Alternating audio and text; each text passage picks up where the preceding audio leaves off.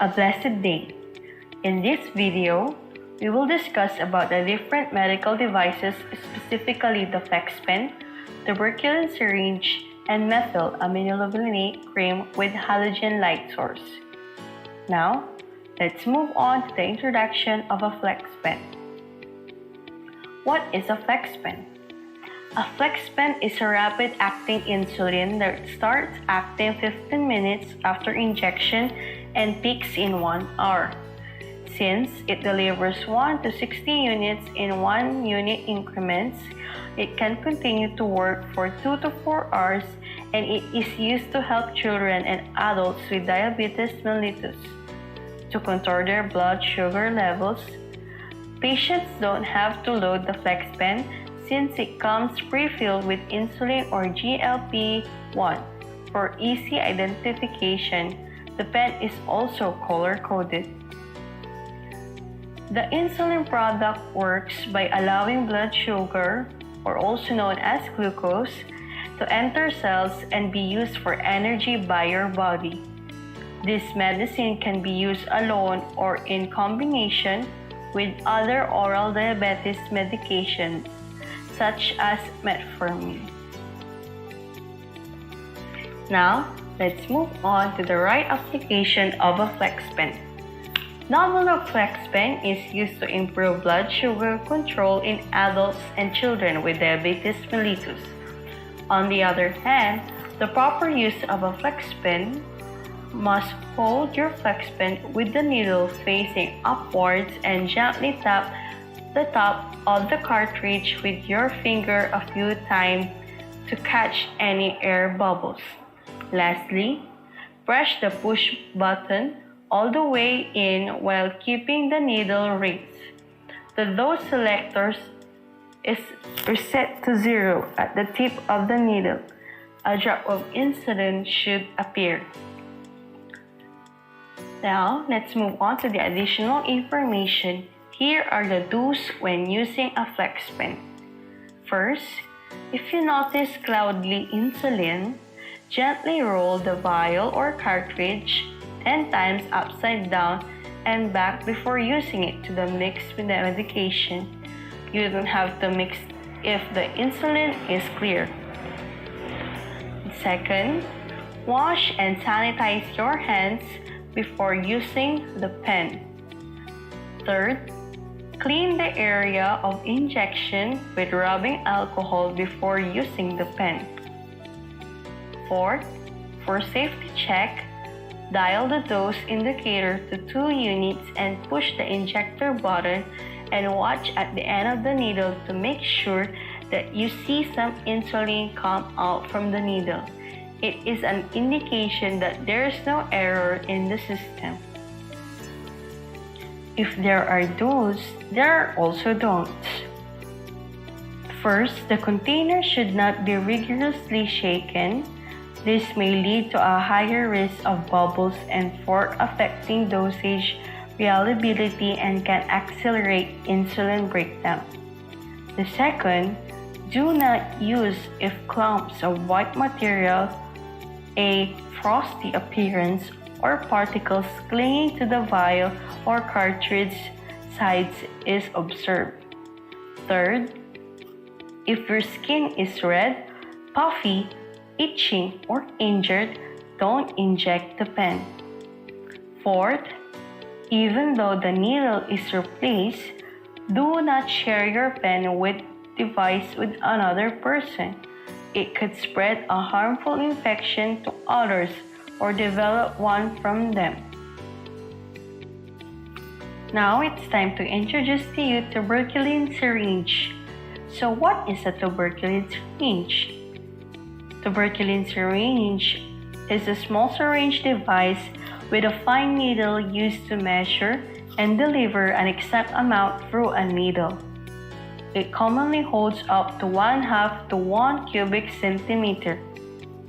It is also perfect for doing PPD-TB tests and injecting antigen medication under the skin. It contains a stainless steel, anti-coring needle that makes injecting drugs into the skin more comfortable. These syringes have a polypropylene barrel and plunger rod as well as stainless steel needle. This syringe also includes latex-free plunger tips, which help to protect patients from latex infection. The dual-scale graduations on this syringe assist patients in accurately recording the amount of medication delivered. It has a needle lubricant in to help reduce needle shaft drag and ensure pain-free injections. Additional definition of tuberculin syringe: it is a drug used as a sensitizer in photodynamic therapy. It is a prodrug that is metabolized to protoporphyrin 9. It is also marketed as Metvex. Metvex cream is applied topically, and sometime later the skin is illuminated with proprietary red light source to activate the photosensitizer. Now let's talk about the proper application of tuberculin syringe. The proper application of tuberculin syringe are needle-based devices that measure and deliver a precise volume of liquid. Medicines, vaccines, and other chemicals are injected subcutaneously or intradermally. The proper usage of tuberculin syringe. First, prepare your materials. Second, draw the plunger of the insulin to the number of units that will be administered. Third, take the cap off. Fourth, insert the needle on the rubber top of the vial. Fifth, push the plunger. Sixth, turn the vial and syringe upside down.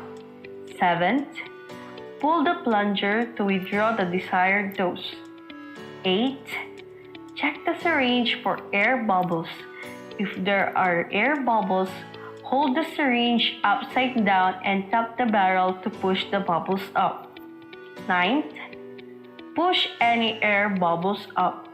10th, ensure that the correct number of units are in the syringe. 11th, wipe the area to be injected with an alcohol swab. 12th, pinch a fold of the skin between thumb and forefinger. 13th, hold the syringe like a pencil with the other hand. 14th, on a 90 degrees angle, insert the needle into the skin quickly. The needle has to be fully inserted. 15th, push the plunger in a steady manner. 16th, keep the needle inserted for 5 seconds. 17th, remove the needle from the skin. And lastly, discard syringe in a safe, sharp container. Now let's move on to the do's and don'ts in using tuberculin syringe. The do's: check expiry date on vial. Second, clean the area with an alcohol swab. Last, a flat intradermal wheal of 8 to 10 millimeters diameter should occur after injection. If not, repeat the injection at a distance of at least 5 centimeters or 2 inches from the initial site and document everything your institution requires: date and time of test administration, inject site location, lot number of tuberculin is needed. The don'ts: do not administer if prior documented for active TB. Do not rub the injection site. Do not administer a severe reaction or allergy to TST. Do not administer if ages under 6 months below. Now let's tackle about the right storage in using tuberculin syringe. The right storage in using tuberculin syringe is keeping it refrigerated. Don't freeze. Make use of a refrigerator that is suitable for your needs to store tuberculin, vaccinators, and other drugs. Always keep an eye on the temperature in the refrigerator. Fill a big container with water to maintain the temperature in the refrigerator when the refrigerator is turned on and open. Now, let's move on to the proper disposal of tuberculin syringe. The disposal would be dispose of any open vials that haven't been discarded yet. Tuberculin that has been exposed to freezing should also be discarded. After using needles or other sharps, immediately place them in a sharps disposal container. Dispose of used sharps disposal containers in accordance with local regulations. Now, let us talk about new medical device research, methylaminolevolonate cream with halogen light source. The general function of methylaminolevolonate cream with halogen light source is it is used for treating spots on the face and scalp. Daylight-mediated PDT is a convenient form of treatment of thin actinic keratosis on the face and scalp. Results have been shown to be as good as with conventional MAL PDT. Treatment can be undertaken during spring, summer, or autumn in most parts of the world. Metvixia methylaminolevolonate cream is a prescription cream used with PDT to treat skin growths on the face scalp called actinic keratosis.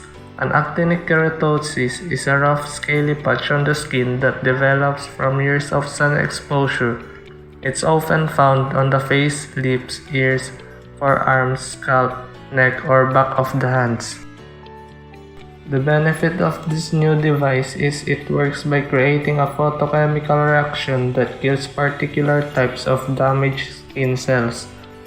Methylaminolevolonate topical for the skin is used to treat actinic keratosis of the face and scalp in combination with red light treatment. And now, let's go to the lesion preparation. Before applying Metvixia methylaminolevolonate cream, the lesion surface should be prepared with a small dermal curette to remove scales and crust and roughen the lesion surface. This is done to allow the cream and light to reach all the lesion areas. And now, let's go to the indications of Metvixia cream in combination with Actylite CL128 lamp red light illumination. It is indicated in immunocompetent patients for the treatment of thin and moderately thick, non-hyperkeratoric, and non-pigmented actinic keratosis of the face and scalp.